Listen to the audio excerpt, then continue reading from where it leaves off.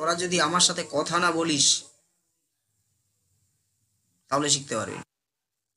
তোরা আমার সাথে কথা বলবি তবে তো। তোরা তো, আরে ভাই, তোরা আমার কাছে যখন পড়তে আসবি তখন নিজেরা একবার পড়ে আসবি, এবং এমন ভাবে পড়ে আসবি যেমন আমাকে হাজার প্রশ্ন তোরা করতে পারিস, আমাকে যেন থতমত করাস তোরা, এত প্রশ্ন করবি আমাকে।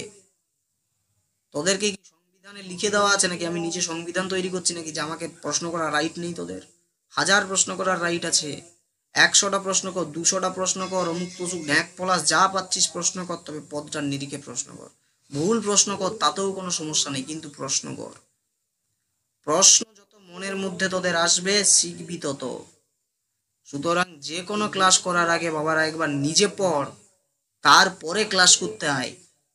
প্রশ্ন রেডি করে আয় যে আমি কি প্রশ্ন করলে এই বেটাকে আমি জড়সড় করাতে পারবো। হ্যাঁ, হয়তো এমন একটা তুই প্রশ্ন করলিস, হয়তো ইনস্ট্যান্ট আমার প্রশ্নের উত্তর জানা থাকলো না, আমি পরে তোকে দেবো, এমনটা তো নাই। আমি তো ভাই পুরো বাংলা সাহিত্যকে পুরো আয়ত্ত করে নিইনি, হ্যাঁ কি না? সুতরাং অনেক কিছুই অজানা তথ্য আছে যেগুলো তোদের কাছ থেকে আমি জানবো। আমার কাছে অনেক তথ্য আছে তোদের কাছে যেগুলো তোরা জানবি। দেওয়া নেওয়ার অপর নাম হচ্ছে শিক্ষা, শুধু নেওয়ার নাম শিক্ষা নয় রেনু, ঠিক আছে? শিক্ষার নামই হচ্ছে দেওয়া নেওয়া। তোরা আমার সাথে কথা বলবি, যত কথা বলবি, যত আমার সাথে ফ্রেন্ডলি মিশবি, যত মনের কথাগুলো শেয়ার করতে পারবি, নির্ভয়ে বলতে পারবি, তত তোরা শিখতে পারবি। আর আমিও তোদের কাছ থেকে শিখতে পারি। তাহলে আমি ক্লাস করাচ্ছি এমন করে আমি বসে থাকলাম, হবে নি?